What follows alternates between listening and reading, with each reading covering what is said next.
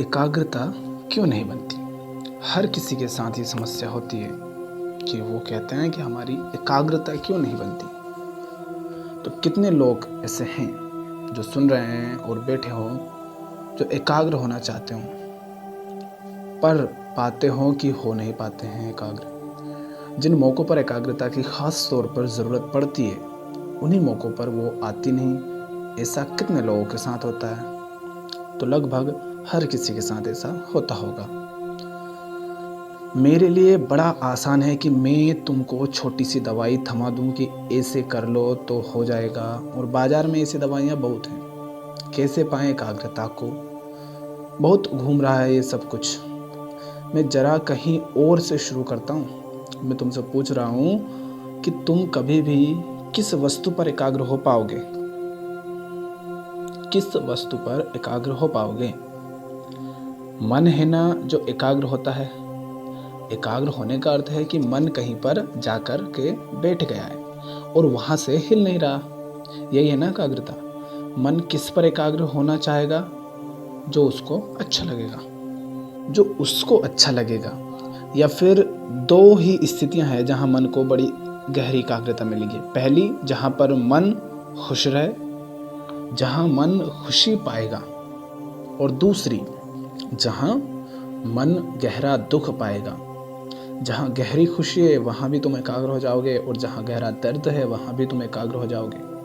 तुम्हारे दांत में दर्द हो रहा हो, जबरदस्त दर्द, तुम्हारी पूरी चेतना कहाँ केंद्रित हो जाएगी? शरीर में, दांत में, दांत पर जाकर केंद्रित हो जाएगी। तुम्हें बार बार वही दर्द महसूस होगा, अर्थात तुम वहीं पर केंद्र हो गए। तो एक दो ही स्थितियाँ, या तो खुशी हो गहरी या गहरा दुख हो। तुम्हारे पूरे शरीर में कुछ बचेगा ही नहीं दांत के अलावा। लगातार बस उस दांत का एहसास रहेगा। यहाँ शीशे से बाहर यदि कोई बहुत खूबसूरत चीज़ निकल जाए तो तुम एकाग्रता से उसे देखोगे, या अगर कोई गहरा हिंसक डरावना पशु निकल जाए तो भी उतने ही ध्यान से देखोगे। खुशी या दर्द, मात्र इन्हीं दोनों पर मन आकर्षित होता है, और उसी गहरे आकर्षण का नाम है एकाग्रता। मैं किधर को आकर्षित हो रहा हूँ, ये इसी पर निर्भर करता है कि मैं हूँ कौन। घास रखी है और मांस रखा है, और घोड़ा है और शेर है। कौन किधर को कंसंट्रेट करेगा? घोड़ा कंसंट्रेट करेगा घास पर, और शेर कंसंट्रेट करेगा मांस पर। ठीक है। जिसका जैसा मन उसकी वैसी एकाग्रता होगी। तुम बाजार के लिए निकलते हो और तुम भूखे हो तो तुम्हें और कुछ दिखाई नहीं देगा, पर खाने पीने की दुकान ज़रूर दिखाई दे जाएंगी। तुम ध्यान देना कि तुम कार खरीदने जा रहे हो या मोटरसाइकिल खरीदने जा रहे हो, तुम्हें कार का सिर्फ वही मॉडल चारों ओर दिखाई देता है।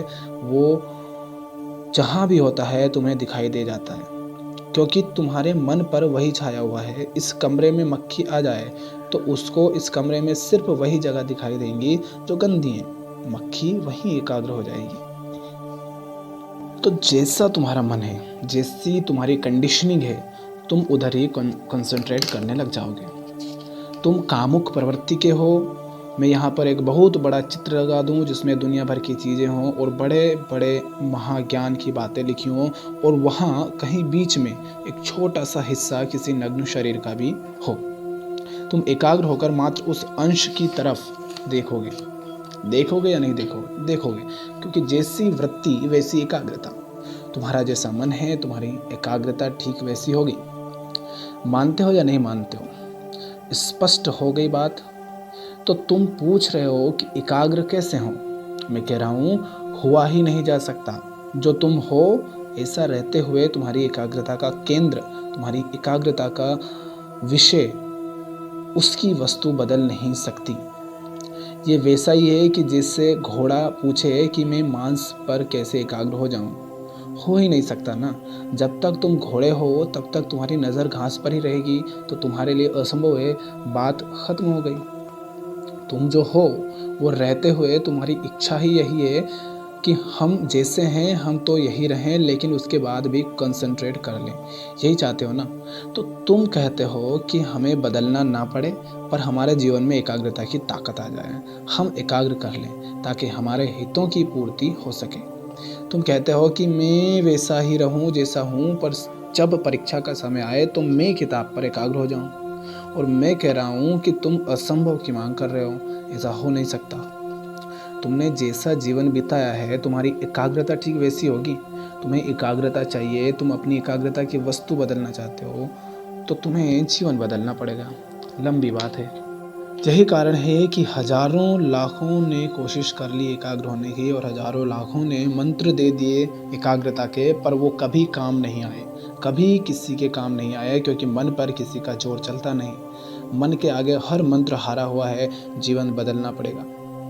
तुम्हें किताब पर एकाग्र होना है। तुम्हें सीखना पड़ेगा कि किताब से प्रेम कैसे करते हैं। तुम्हें जानना पड़ेगा कि किताब से प्रेम का भी संबंध हो सकता है, मात्र शोषण का ही नहीं कि जब परीक्षा आई तो किताब खोल ली और अब चाह रहे हैं कि एकाग्र हो जाएं। नहीं हो पाएगा ऐसा। तुम कर लो लाख कोशिश, तुम हारोगे। तुम्हें उस किताब के प्रति प्रेम पूर्ण होना पड़ेगा। तुम्हें उससे एक रिश्ता बनाना पड़ेगा, और फिर तुम पाओगे कि तुम्हें एकाग्रता की ज़रूरत ही नहीं है। और जब तक ज़रूरत है एकाग्रता की, वो मिलेगी नहीं। तुम चला लो हाथ पांव, कर लो लाख कोशिशें। अपनी वृत्तियों को देखो, उनको समझो। उनको समझने में ही उनसे मुक्त हो जाओगे। तुम पाओगे कि जो बातें आकर्षक लगती थीं, जिन पर बड़े एकाग्र होकर घुस जाते थे, वो आकर्षक ही नहीं लगती। कुछ नया है जो अब जीवन में आ रहा है, और उसकी ओर जाने का मन करता है। एकाग्रता आ रही है, पर उस एकाग्रता का विषय बदल रहा है। जिस चीज़ पर वो एकाग्र हो रही है, वो विषय बदल रहा है।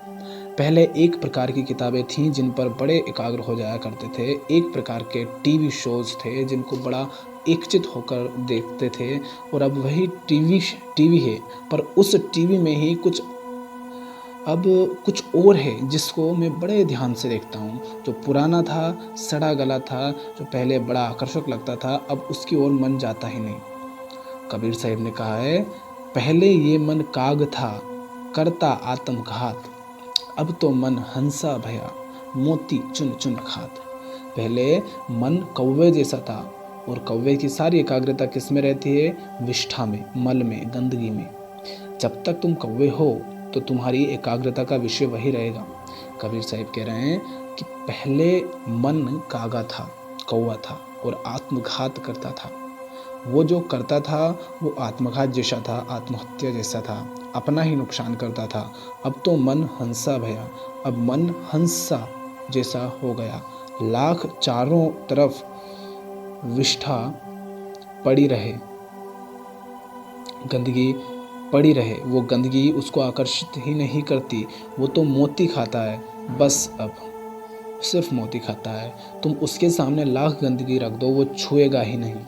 ऐसे हो जाओ, मन को ऐसा कर लो, मन की वृत्तियों का ऐसा शोधन कर लो कि वो गंदगी की तरफ आकर्षित ही ना हो। तुम्हारे आसपास चलता रहे ये सारा प्रपंच, पर तुम्हें वो गंदा ही ना कर पाए, छू ही ना पाए।